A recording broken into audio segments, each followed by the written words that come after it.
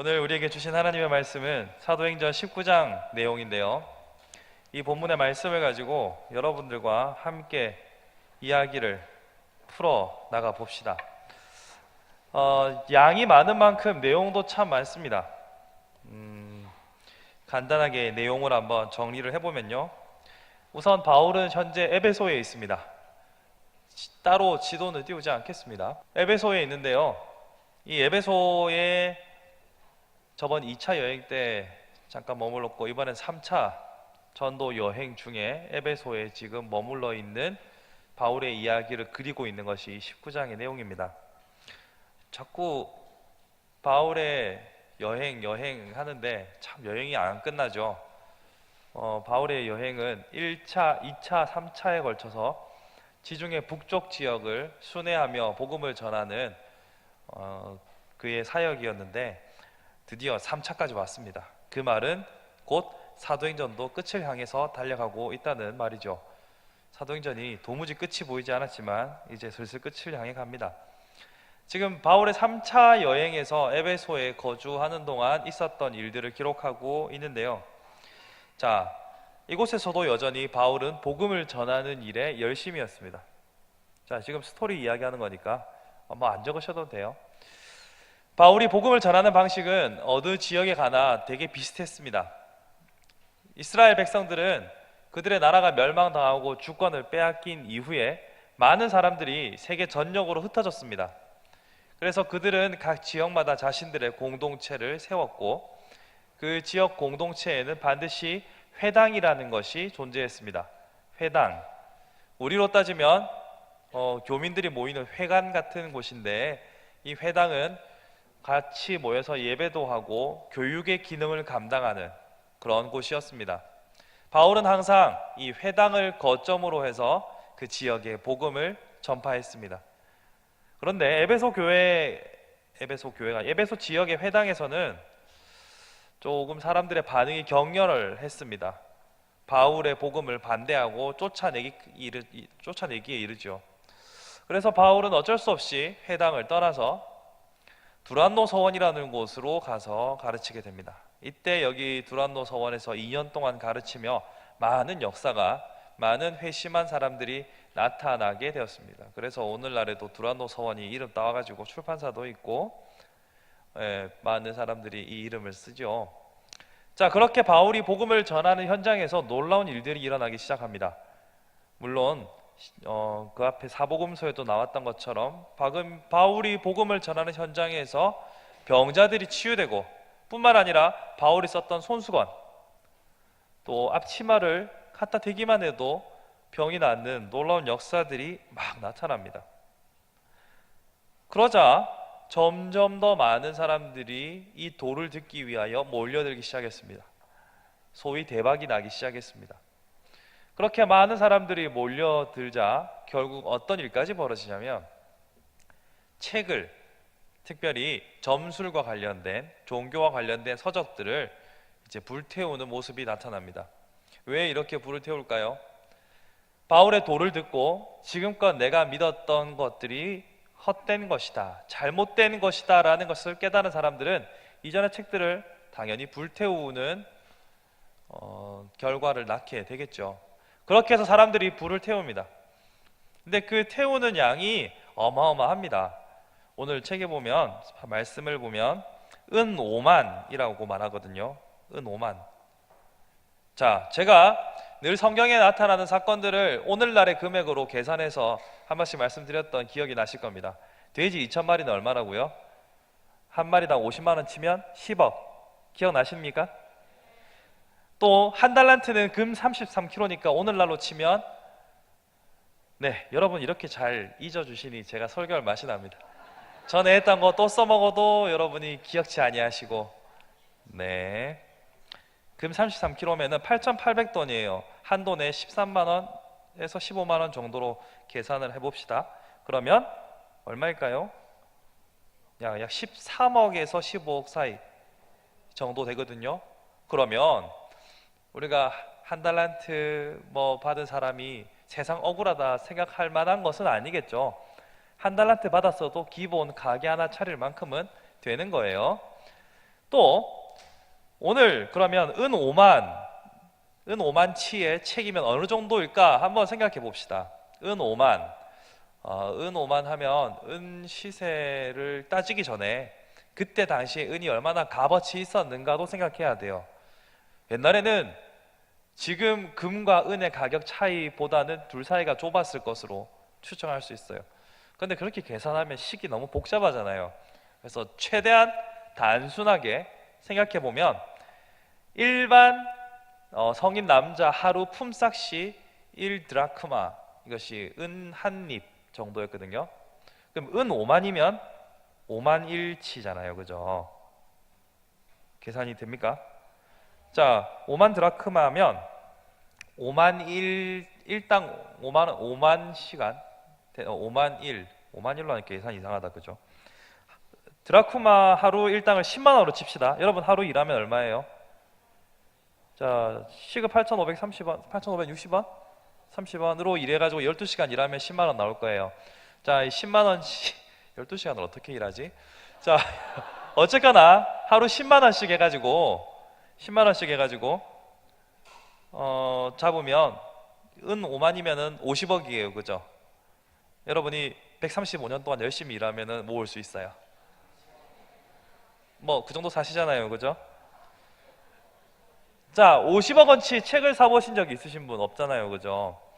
50억 원치 책을 사면 제가 또 계산을 해보려고 했어요. 책 한 권당 평균 가격 15,000원으로 해서 계산하려고 했는데, 근데 그때 당시에는 또 책이 오늘날보단 더 비쌌을 거 아니에요? 그때 당시 책이 얼마일지 찾아보기 귀찮아서 안 찾았어요. 일단은 은 5만 치면 많아요. 여러분 책 태워보셨어요? 여러분 뭐 여자친구랑 헤어지고 뭐 편지들은 태워봤을 거 아니에요. 그죠? 그래요. 저 군에 있을 때 여러분 대위비 알죠? 대위비. 예, 비밀 문서들 일괄 소각할 때 4.5톤 닷지 그거 한 대 태우는데 딱 11시간 걸렸어요. 11시간. 생각보다 불 오래 갑니다. 종이 책 태우는 게. 그러면 은 5만 치의 책을 쌓아놓고 이 도시에서 불로 소각했다. 그러면 어지간한 사람들에게는 다 소문이 날 만큼 큰 이벤트였을 겁니다. 그만큼 바울이 전했던 복음은 크고 힘있고 능력 있게 에베소 지역을 강타한 겁니다. 이런 일이 점점 벌어지니까 심지어 바울을 모방하는 사건도 나타납니다. 아까 제가 말씀드렸죠. 손수건을 얹어도 낫고 앞치마를 갖다 대도 낫고 이러니까 몇몇 유대계 사람들이, 자 여기는 이스라엘 땅이 아니잖아요. 유대계 사람도 있고 헬라계 사람도 있는데 유대계 사람들이 바울을 따라했어요. 귀신 들린 사람한테 가가지고 바울이 저렇게 하니까 되던데 우리도 혹시 되지 않을까 따라했다가 어떤 일을 당합니까? 악기가 이렇게 대답하지요. 내가 예수도 알고 바울도 알거니와 너희는 누구냐? 악기 들린 사람이 그들에게 뛰어올라 눌러 이기니 그들이 상하여 벗은 몸으로 그 집에서 도망하는지라. 개망신을 당합니다. 엄청나게 바울의 영향력이 점점 커지고 있음을 보여주는 여러 가지 사례들이죠. 이런 분위기가 확산되니까 그의 반대편에서는 심각한 문제가 생겼습니다. 자 보세요. 종교를 통해서 그들이 믿는, 우리 쉽게 생각하면 뭐 그리스 신화라고 생각하죠. 그리스 신화를 통해서 돈벌이가 엄청 잘 되고 있었거든요. 자 보세요. 신상을 미니어처로 만들어서 팔면 돈이 되죠. 그리고 또 그 신전을 섬기기 위해서 사람들이 오면 그 지역의 식당들도 상권이 살아나고 숙박업계도 같이 호황을 누릴 수 있겠죠. 반대로 복음이 흥화해지고 이 신들이 더 이상 장사가 되지 않는다라고 하면 관련 업계의 사람들은 큰 타격을 입을 수밖에 없죠. 그래서 시위하고 해산하는 게 뒤에 내용들입니다. 여러분 읽으면서 다 파악하셨죠? 그 정도야 뭐 여러분이 쉽게 파악하실 수 있을 겁니다. 집에 가서 여러분 다 메시지 성경 사셨잖아요. 그 메시지 성경을 한번 쭉 읽어보시면 제 설명보다 훨씬 쉽게 상세하게 잘 써놨습니다. 한번 읽어보시면 많이 도움이 되실 거예요. 자 그러면 제가 지금까지 이야기를 보니까 바울이 복음을 전했고 복음에 놀라운 열매들이 맺혔고 또 책도 태우고 이 복음이 너무 커지니까 반대편에서 시비도 생기고 이런 이야기들을 쭉 했어요. 그러면 설교를 마치면 좋겠지만 그럴 수는 없잖아요.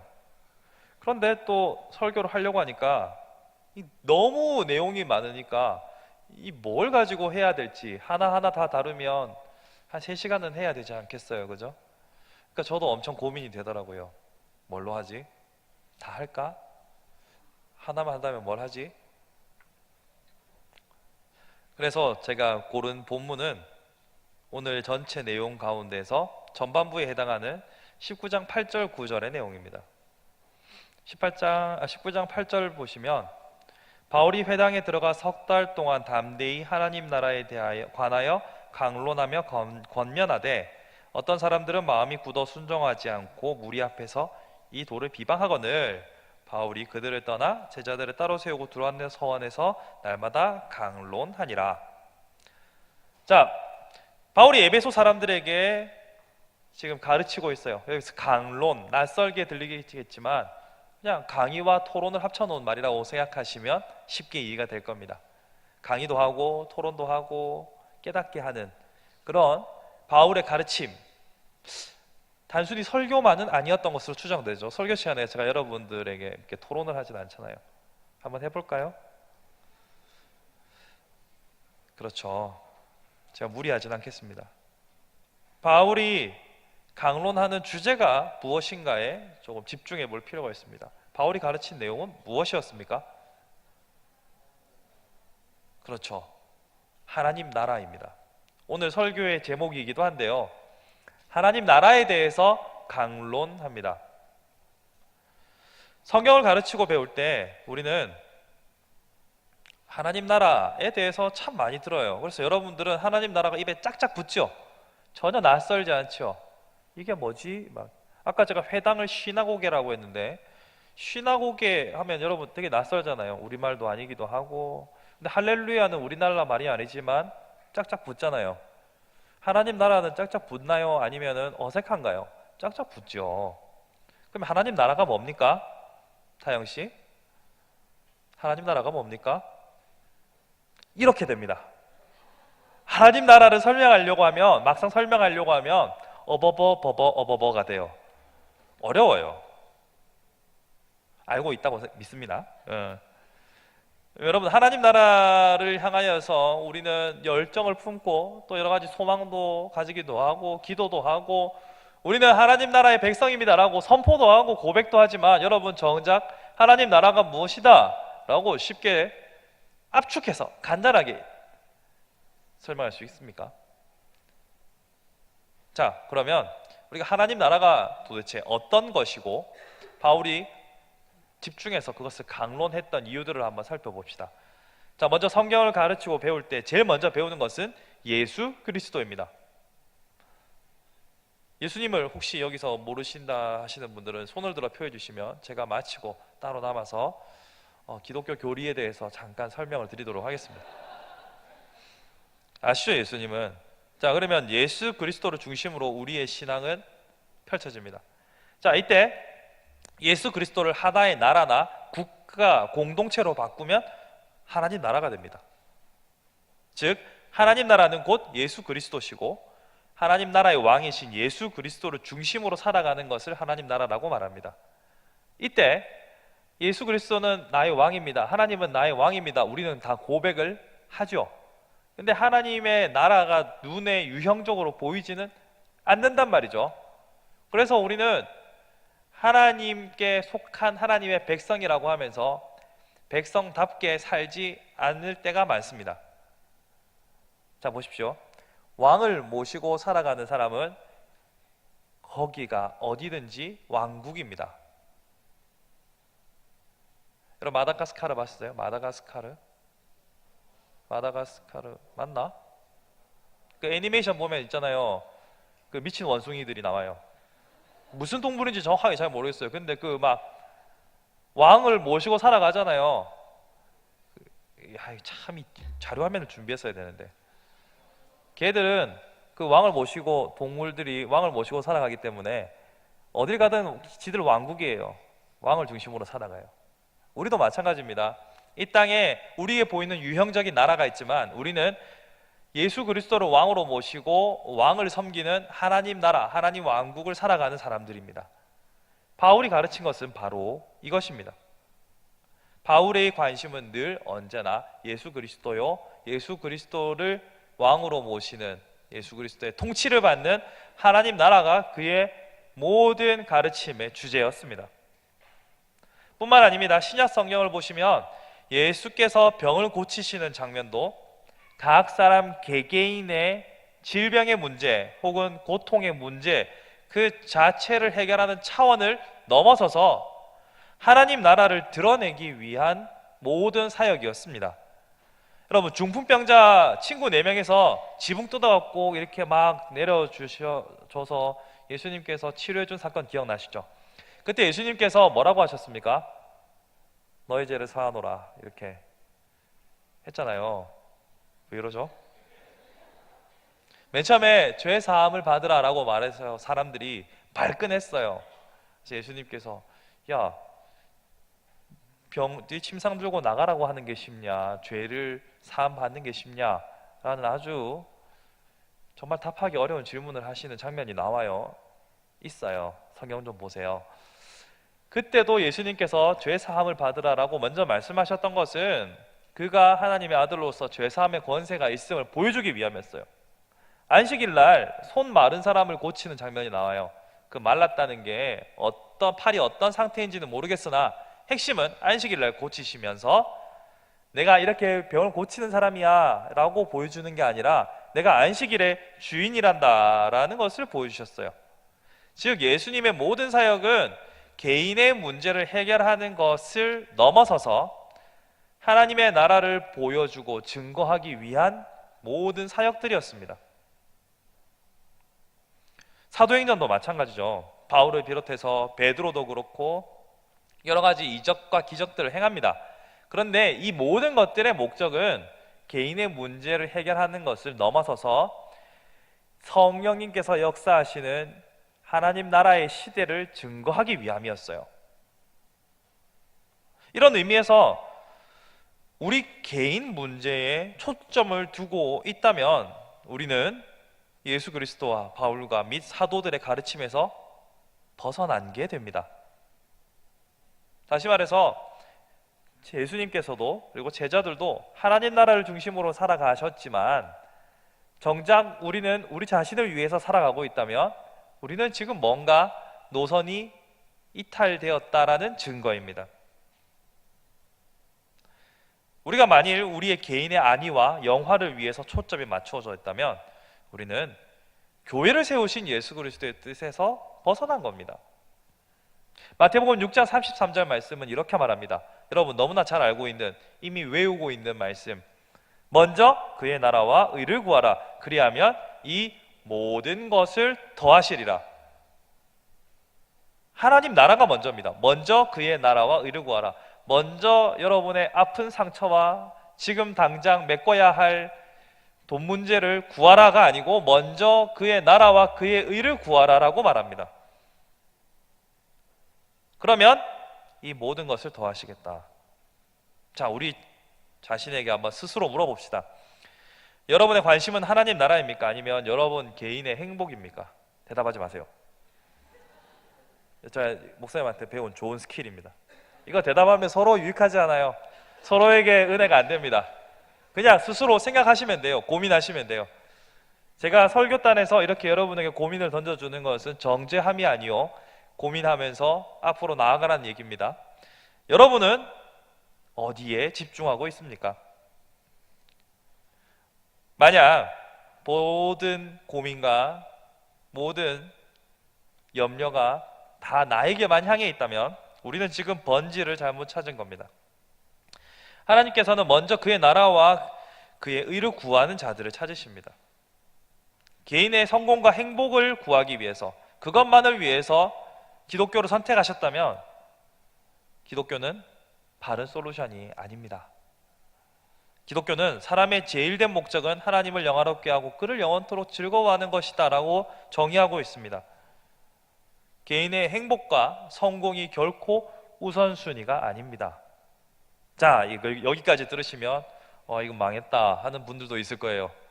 이게 아닌데, 나의 생각과 뭔가 좀 다른데 라는 생각이 드는 분들도 있을지 모르겠습니다. 근데 과연 그럴까요? 이 말이 가지고 있는, 먼저 그 나라와 그 의를 구할 때 모든 것을 더한다는 말이 가지고 있는 숨은 의미를 잘 안다면, 단순히 나라는 존재는 그럼 어디 있단 말인가, 여기서 내가 뭐 구하면 안 돼? 뭐 이런 의문들로부터 자유를 얻을 수 있습니다. 자, 말씀을 다시 한번 살펴보면, 먼저 하나님 나라와 의를 구하면 그 모든 것을 더하시겠다라고 했죠. 자, 여기서 그 모든 것은 나 자신도 이 모든 것의 일부라는 사실은 부정할 수 없겠죠. 그 모든 것을 더한다 할 때는 하나님께서 영생을 포함해서 우리가 상상하고 기대하고 구하는 어떤 것들보다 좋은 것을 주신다라는 의미입니다. 사랑의 관계로 생각해보면 너무 당연한 거 아닙니까? 여러분, 사랑하는 사람에게 더 좋은 것만 주고 싶고 사랑하는 사람에게 최고의 것을 주고 싶어 하는 마음, 여러분 이미 막 형제님들은 다 자매님들 마음속으로 벌써 에르메스 몇 개 사줬잖아요. 우리 자매님들 마음속으로는 남자 친구들 뭐 페라리 몇 대 뽑아줬잖아요. 벌써 마음으로는. 대답하지 마세요. 대답하지 마세요. 다들 시험에 들란다. 부모는 항상 자녀에게 최선의 것을, 좋은 것을 주고 싶어 합니다. 그래서 뭐 좋은 것만 주고 싶어 하는 엄마의 마음들을 늘 광고에서 많이 쓰잖아요. 영원에 비하면 너무나도 짧은 인생을 살아가고, 또 우리는 시간의 앞을 읽을 수 없잖아요. 또 하나님의 지혜에 비하면 너무나도 부족한 지혜를 가지고 있는 우리들입니다. 그런 우리가 구하는 것들은 최상의 것이라는 보장이 없어요. 제 말이 이해가 되죠? 예를 들어 볼게요. 아직 지폐를 제대로 구분하지 못하는 아이가 사임당과 이황을 구별하지 못하는데 뭐가 좋은지 알 수 없는데 뭘 제대로 선택할 수 있겠습니까? 뭐 자기합 수표 1억짜리가 있고 태계 이황이 있으면 여기 사람 얼굴 있다고 태계 이황을 선택할지도 몰라요. 어린아이들은. 그렇지 않아요? 여러분, 인생에 대하여서, 그리고 자연의 섭리에 대해서, 그리고 미래에 대해서 어린아이의 수준과 우리의 수준이 다를 게 뭐가 있을까요? 하나님 앞에 우리 자신을 비해보면 지폐를 구분치 못하는, 심지어 동전이 더 좋다고 할지도 모르겠어요. 그런 어린아이의 수준과 우리의 수준이 뭐가 크게 다르겠습니까? 그러면 우리가 막상 구하고 떼를 쓴다고 해서, 우리가 동전 달라고 떼를 쓴다고 해서 그게 우리의 최상의 것을 구하고 있는 것일까요? 아니죠. 근데 반대로 먼저 그 나라와 그 의를 구하면 하나님께서 자동으로 가장 좋은 것으로 갚으시겠다라고 합니다. 우리는 여기서 소망을 볼 수 있지 않습니까? 여러분들이 하나님, 저 지금 당장 이게 필요해요 라고 구할 수 있습니다. 그러나 그것이 지금 나에게 정말 유익한 것인가, 그것을 객관적으로 볼 수 있는 존재는 하나님밖에 없습니다. 하나님, 저 로또 한 번만 당첨되게 해주세요 라고 기도하셨던 분들 손 들지 마시고, 그게 유익할 것 같습니까? 모르겠고 일단 주시면 안 될까요? 이렇게 기도하실 수도 있겠어요. 하지만 우리는 우리 자신에 대하여서 겸손한 마음으로 가장 최상의 것, 가장 좋은 것은 하나님께서 주신다라는 믿음을 가지고 먼저 그 나라와 그 의를 구하는 것, 이것이 우리 기독교의 핵심입니다. 그러면 그 나라를 구한다는 것은 무슨 의미일까요?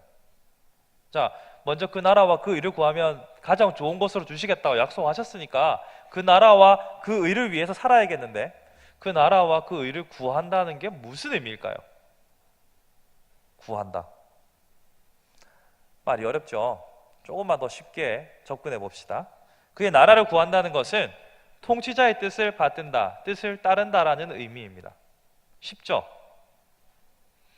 나라가 예수님이고 예수님이 곧 나라면 그 나라를 구한다, 그 나라를 원한다, 원추한다. 그럼 그 나라의 통치를 따르겠다. 즉 예수님의 뜻을 받든다는 의미입니다. 우리는 예수 그리스도의 뜻을 따라 살아야 합니다. 나의 뜻이 아니라. 그러면 하나님께서 우리에게 요구하시는 가장 큰 것은 무엇일까요? 자, 하나님은 우리에게 요구하시는 것들이 성경을 읽어보면 여러 개 나오죠. 그렇게 많지는 않지만 적지도 않아요.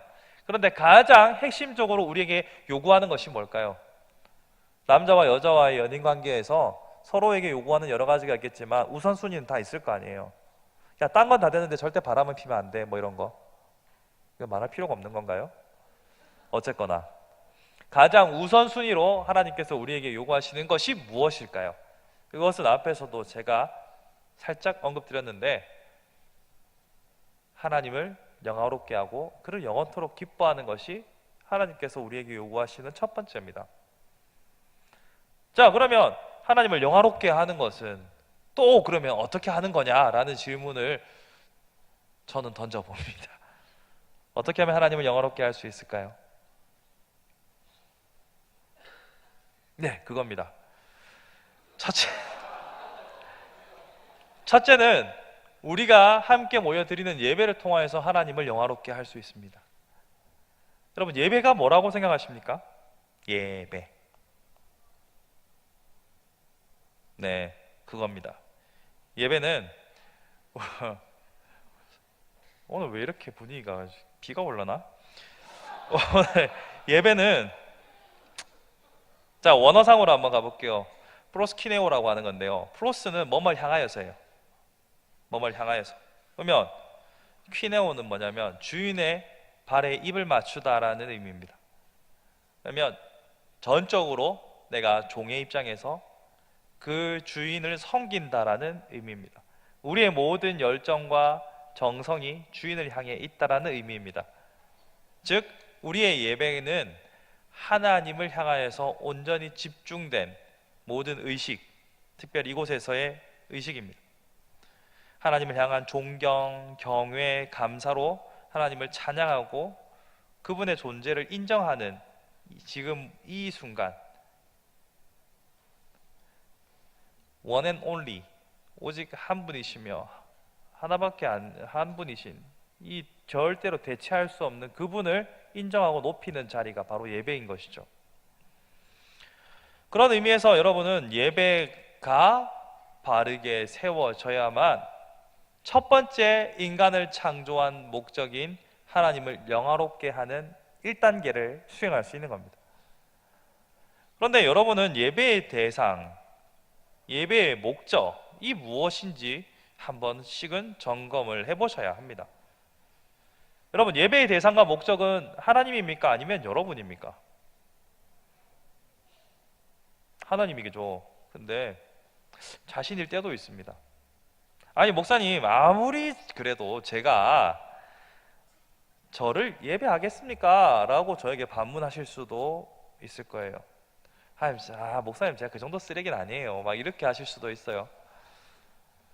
근데 만일 여러분 예배가 하나님을 높여드리는 것 그 자체가 최우선순위가 아니라 이 예배를 통해서 하나님을 만족시키는 방식으로 나의 필요를 채우고자 한다면 이건 잘못된 길에 선 겁니다. 맞죠? 하나님이 목적이어야 되는데 그 순간은 하나님이 수단으로 바뀌는 거예요. 이해가 되시죠? 물론 하나님의 위로와 도우심을 간절하게 구할 수밖에 없는 삶의 무게를 결코 가볍게 보는 것은 아닙니다.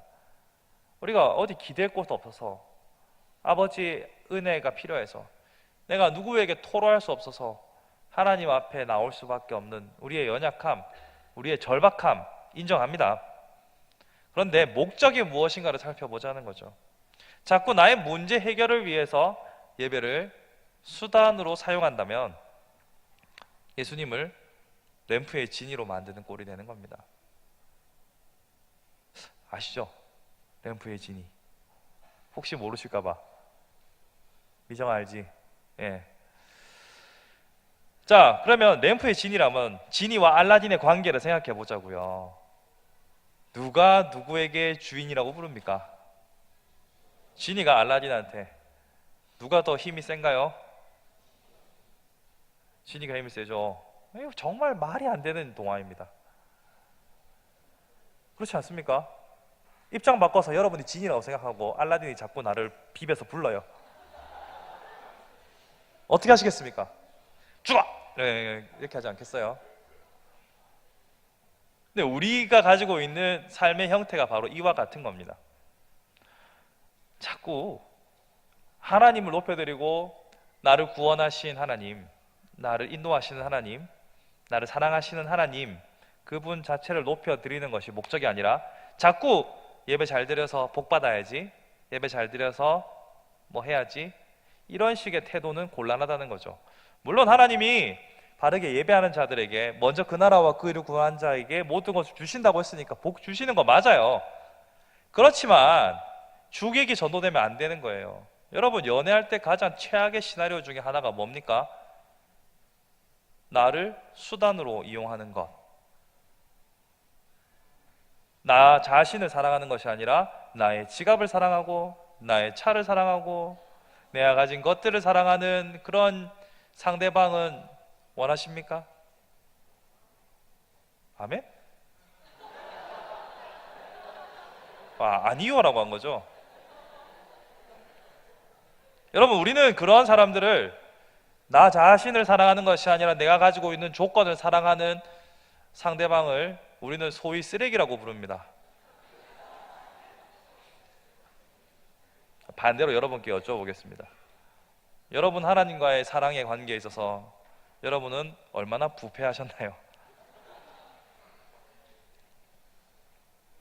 이것을 스스로에게 질문하는 사람은 건강한 신앙생활을 이어갈 수 있습니다. 반대로 자신이 지금 내가 구하고 있는 것이 하나님 그 자체인지 아니면 그것을 통해 생기는 부산물인지 구별하지 못하면 우리는 어느샌가 되돌릴 수 없는 악취를 풍기는 그런 쓰레기가 되어 있을지도 몰라요. 그러므로 우리는 예배에 대해서 진지하게 생각해야 됩니다. 우리가 구원받았다라는 사실을 믿고 있기에 이 자리에 있는 것 아닙니까? 그리고 나를 향한 하나님의 계획과 섭리와 사랑을 알고 있기에, 그리고 이 공동체와 함께 하나님께서 자라기를 원하신다는 그 사랑의 마음을 알고 있기 때문에 이 자리에 있다면 이 자리의 주인이신 하나님을 먼저 높여드리십시오. 그러면 그 위에 모든 것을 더하실 겁니다. 여러분이 필요한 위로도, 평안도, 물질의 축복도, 건강도, 그 모든 것을 더하시는 하나님의 역사를 보기 원하신다면 결코 여러분이 생각하는 원하는 조건들이 하나님보다 앞서지 않도록 마음과 생각을 지키셔야 합니다. 그렇게 예배에 온전히 집중하면 그 하나님께서 여러분을 보호하실 겁니다. 두 번째로 하나님 나라를 구한다는 것은 우리의 삶을 통해서 많은 이들, 주변의 많은 이들에게 과연 하나님이 살아계시구나, 야 니를 보니까 하나님이 살아계신다, 이렇게 고백하고 두려워하여 종국에는 같은 믿음의 길로 돌아서는 것, 이것이 바로 하나님께 영광을 돌려드리는 삶입니다. 전에도 제가 말씀드렸죠. 기독교인의 최악은 네 교회 다녔나? 라는 말을 듣는 거라고 했죠. 당신 교인이었어? 이런 말을 들으면 우리의 수치입니다. 여러분, 이번에 계란을 나눠주시면서 여러분의 정체가 드러나시겠지만 항상 여러분의 존재를 드러내십시오. 사실 이렇게 말하면서도 저는 여러분 앞에서 이런 말할 자격이 없습니다. 제가 어디 가서 목사라고 하면 행동에 제약이 있을까 봐서 선생님들이랑 나가면 대리님이라고 부르라고.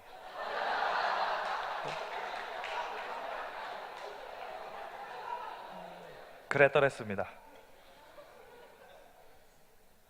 그만큼 내가 신앙인이라는 것을, 제가 쓰레기였군요. 자, 우리의 신앙을 드러내면 그만큼 제약이 있다는 걸 우리 잘 알아요. 그렇지만 그럼에도 불구하고 자신을 드러내고 내가 두려워하는 하나님이 저들에게도 두려운 하나님이 될 수 있도록 살아야 합니다. 와, 이거 완전 어렵습니다. 대박 어렵습니다. 근데 한번 노선을 결정하고 이 구역에 미친놈은 나야 이렇게 하면서 진짜 열심히 살아가면 사람들이요 진짜 필요할 때 우리한테 찾아옵니다. 야, 나도 기도 좀 해도 이러면서. 그걸 맛보셔야 돼요. 정말 정작 본인이 가지고 있는 한계 상황에서 크리스천인 나를 찾아온다. 그때 하나님께서 네가 잘 산 거야. 그게 내가 너한테 원한 거야. 그렇게 나를 드러내며 살아가는 것이 나의 뜻이란다 라고 칭찬하실 거예요. 물론 제가 말한 것 중에 쉬운 거 하나도 없습니다. 그렇지만 안 할 수도 없는 겁니다. 여러분, 감당하심으로 하나님께서 기뻐하시는 삶을 살아가심으로 그 모든 것을 더하는 역사를 누리시길 바랍니다. 그런데 제가 예배를 통해서 또 우리의 구체적인 삶을 통해서 하나님 나라를 드러내고 하나님을 높여야 된다고 말씀드렸죠. 이 일에 있어서 걸림돌이 하나 있습니다. 우리는 교회에서 열심히 충성하면 그것으로 하나님 나라를 위해 살았다라고 생각하는 분들이 종종 있어요. 죄송하지만 그것은 오해입니다. 하나님 나라는 교회만을 말하지 않습니다. 여러분, 우리 수학적으로 한번 생각을 해보자고요. 말은 거창하지만 별거 아니에요. 하나님 나라가 큰 개념입니까? 교회가 큰 개념입니까? 하나님 나라가 큰 개념입니다. 자, 그런데 우리는 교회 생활에만 충성하는 것으로 다 이루었다라고 종종 착각하기도 합니다.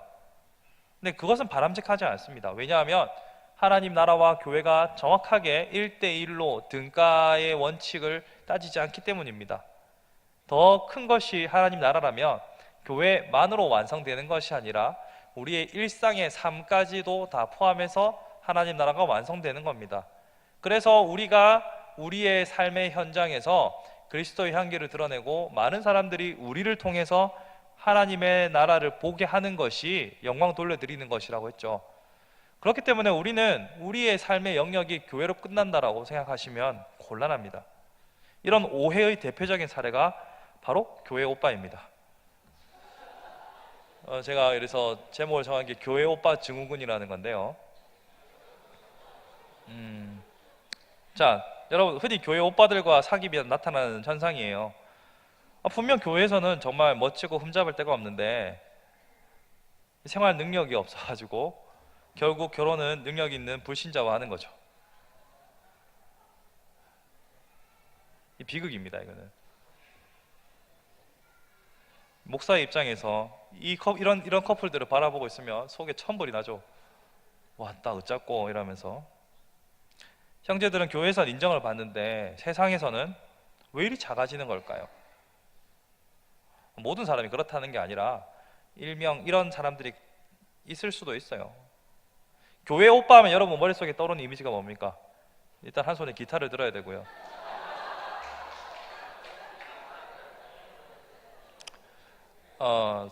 일단 아이비리그 스타일로 니트에, 맞죠? 면바지, 치노 팬츠에다가 안경은 껴도 안 껴도 그만이지만 파마는 하면 안 돼요. 뭐 여러 가지 여러분의 머릿속에 떠오르는 이미지들이 있을 거예요. 근데 이 교회 오빠들이 가지고 있는 가장 안타까운 점들은 교회에 너무 많은 에너지를 쏟음으로 인해서 정작 본인이 피땀 흘려 살아야 할 삶의 현장에서 쓸 에너지가 없어진다는 거죠. 이러한 현실이 또 나타나는 안타까운 이유 중에 하나는 내가 교회에 이렇게 충성했으니까 하나님께서 나머지 것들은 다 채워주실 거야 라는 막연한 낙관주의에서 발생하는 현상이기도 합니다. 결국은 하나님 나라에 대한 오해가 낳은 결과물이죠. 하지만 하나님 나라는 교회에 국한된 것이 아니라고 제가 말씀을 드렸고요. 교회 밖으로 나가면 마주하는 모든 세상도 다 하나님의 나라의 범주에 들어갑니다. 그러니 교회에서 열심인 만큼 세상에서도 열심히여야 합니다. 뱀처럼 지혜롭게 살아가야 하고 일반적인 기준에서 보았어도 성실함을 놓치지 말아야 합니다. 제가 지금 말씀드리는 것은 세상 속에서 경쟁력 있는 인재가 되라, 노력을 해라, 치열하게 살아라라고 말씀드리는 게 아닙니다. 균형을 갖추라는 겁니다. 우리 모두가 다 대기업에 취업하거나 공무원이 될 수는 없는 노릇입니다. 모두가 다 빼어난 개인 사업자가 될 수는 없는 노릇입니다. 혹자는 많은 수익을 벌 수도 있고 혹자는 적은 수익으로 살아갈 수도 있습니다. 그것이 중요한 게 아닙니다. 우리의 삶의 밸런스를 맞춰야 하는 겁니다. 교회 오빠 증후군의 가장 정점을 찍는 것은 벌이가 적어서가 아니라 일상적인 삶에 있어서 도무지 의욕을 보이지 않을 때 생기는 문제가 가장 큽니다.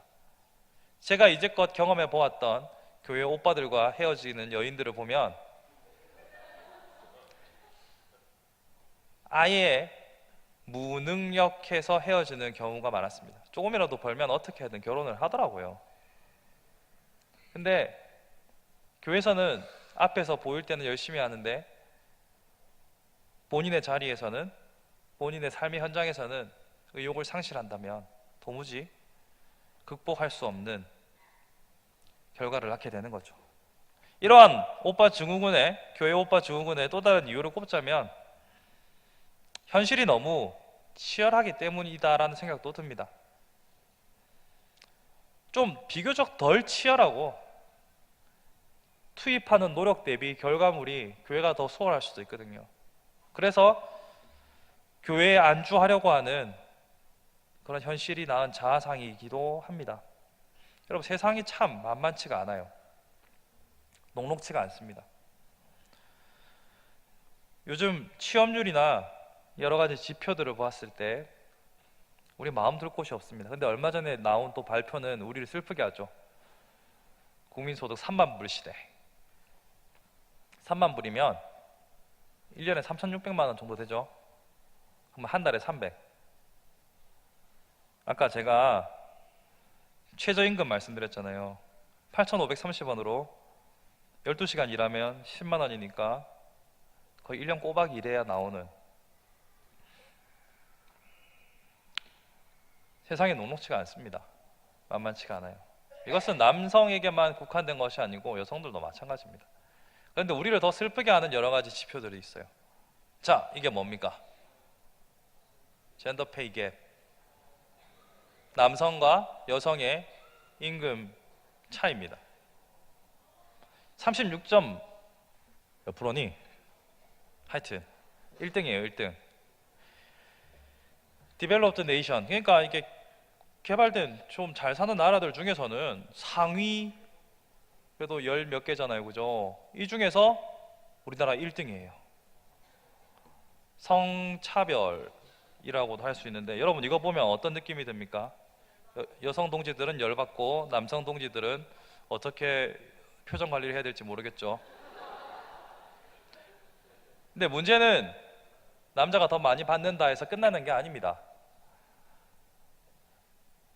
저 지표가 우리에게 주는 메시지를 잘 보셔야 돼요. 왜 한국은 저렇게 임금 격차가 많이 날까요? 저것을 뒤집어서 이야기하면 지금 36점 몇이니까 남자가 10 받을 때 여자가 7점 받는다는 얘기예요, 그죠? 7도 못 받을 수도 있는데, 저런 사회적인 현상이 나타나게 된 이유는 남성 주도적인 가정의 형태가 고착화되어 있기 때문에 저런 결과가 나오는 거예요. 저걸 반대로 말하면 남자들은 무조건 책임을 져야 한다는 사회적인 부담감 속에 살아가는 겁니다. 내가 우리 교회도 그런 모델이 있지만 남자가 육아를 담당하고 여성이 직장으로 나갈 수 있는 선택을 할 수 있으면 좋겠지만 그런 상황이 생길 수도 있잖아요. 평균적인 임금이 낮다 보니까 여성을 직업의 현장으로 보내고 남성이 육아를 감당하는 시도를 할 수가 없는 거예요. 즉, 저 표는 난 남자라서 더 많이 받겠구나가 아니라 자신의 어깨 위에 짊어져 있는 가정의 무게가 저기에 고스란히 담겨 있는 겁니다.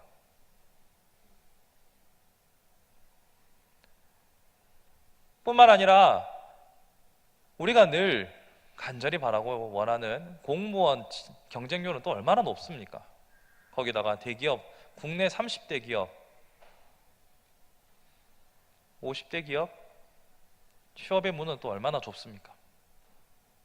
여러분, 이처럼 우리에게 주어진 현실은 정말로 녹록치가 않습니다. 만만치가 않아요. 그렇기 때문에 여러분들의 지금 좌절과 절망을 옹호하는 것은 아닙니다. 현실은 저래요. 정확히 알고 가자고요. 다음 표요. 30대 기업의 남녀 비율. 저 위에 아모레퍼시픽이나 LG생활건강, 삼성 뭐 이런 것들은 보험인과 화장품 쪽은 여성들이 많죠. 그러나 그 외에 우리 공대 수준으로 밑에 남성들이 압도적으로 많은 것을 볼 수 있습니다. 이것을 보면서 여러분은 무엇을 느낍니까? 우리는 세상을 변화시킨다라고 할 때 이러한 세상의 흐름도 이해할 수 있어야 합니다. 아까 제가 말씀드렸듯이 그 임금의 차이가 지속적으로 경력을 지켜나갈 수 있도록 하는 토대를 무너뜨린 겁니다. 그렇기 때문에 우리는 불안한 겁니다. 여러분의 불안과 두려움이 어디서부터 오는지를 잘 아셔야 됩니다. 그렇다면 우리는 어떻게 살아야 하는 겁니까? 여러분, 세상이 만만치 않으니까 겁먹으십시오라고 말하는 게 아닙니다. 그럼에도 불구하고 하나님께서 여러분들에게 그 모든 것을 더하시겠다는 약속은 유효합니다. 하나님께서 여러분들에게 먼저 그 나라와 그 의를 구하는 자들에게 그 모든 것을 더하시겠다고 약속하셨지만, 야, 상황이 좀 바뀌었어, 조금 조건 좀 바꿀까? 라고 하시지 않아요. 비록 상황은 열악하고 여전히 우리는 구조적으로 고통받고 있지만 하나님께서는 그 모든 것을 더하시겠다라는 약속은 여전히 우리에게 유효하게 적용하고 계신다는 겁니다. 그렇기 때문에 우리는 우리의 삶의 중심을 다시 한번 점검해 볼 필요가 있습니다. 내가 내 능력으로 저런 지표들을 뚫고 나갈 수 있다라고 자신할 수 있는 분 있습니까? 물론 있을 수도 있습니다. 하지만 보이지 않는 유리천장과 세상의 벽은 생각보다 높습니다. 그렇다면 우리는 다시 한번 우리가 할 수 있는 최선의 무기, 하나님의 도움을 구하는 삶으로 집중할 수 있어야 합니다. 만약 여기가 뭐 카이스트 부속 카이스트 대학교회든가 아니면 뭐 서울대 부속 교회든가 이렇게 하면 제가 좀 다르게 설교할 수도 있겠죠. 그러나 우리 목사님이 늘 말씀하시는 것처럼 만약 우리가 아둘람굴에 가깝다면 우리는 절망에 머물러야 합니까? 아니면 변함없는 소망이신 그분께 집중해야 하겠습니까? 사랑하는 성도 여러분, 하나님 나라를 살아간다는 것은 어렵지도 않고 쉽지도 않은 문제입니다. 하지만 잘 생각해 보면 그 모든 것을 더하시겠다는 약속은 변함이 없습니다. 여러분은 지금 어떤 문제로 고민하고 어떤 문제로 절망하고 계십니까? 어떤 문제가 여러분의 발목을 잡고 계시나요? 쉽지 않죠. 그런 녹록치 않은 상황에서도 우리는 하나님께서 우리를 사랑하고 있다는 사실을 잊지 마시기 바랍니다. 뿐만 아니라 하나님께서 원하시는 목적을 다 이룰 때 더해진다고 했으니 예배자의 삶을 또한 어디서든지 빛과 소금으로서 모범을 보이는 삶을 살아가는 결단이 있는 시간이 되길 바랍니다. 사랑하는 친구 여러분, 너무 제가 우울하고 슬픈 얘기만 전해드린 것 같아서 한켠 미안한 마음 금할 길이 없습니다. 정말 진심으로 미안하게 생각합니다. 하지만 하나님께서 여러분들을 들어 쓰시면, 지혜해 주시면 반드시 여러분의 삶을 통하여 다른 사람들이 하나님의 영광을 보실 겁니다. 여러분은 어디에 집중하고 있습니까? 여러분은 하나님 나라의 어느 부분을 감당하고 계십니까? 다시 한번 정리합니다. 바른 예배자가 되십시오. 뿐만 아니라 하나님 나라의 영역이 어디까지인지를 명확히 보시고 모든 삶의 영역에서 균형을 잃지 마십시오. 그런 여러분의 삶을 통하여서 많은 사람들이 네가 믿는 하나님을 나도 믿고 싶다, 네가 믿는 그 하나님이 참 신인 것 같다, 네가 사는 것을 보니까 하나님이 살아계시기는 살아계시는구나, 그 말을 듣는 영광스러운 순간이 저와 여러분의 삶 가운데 지속적으로 나타나기를 축복합니다.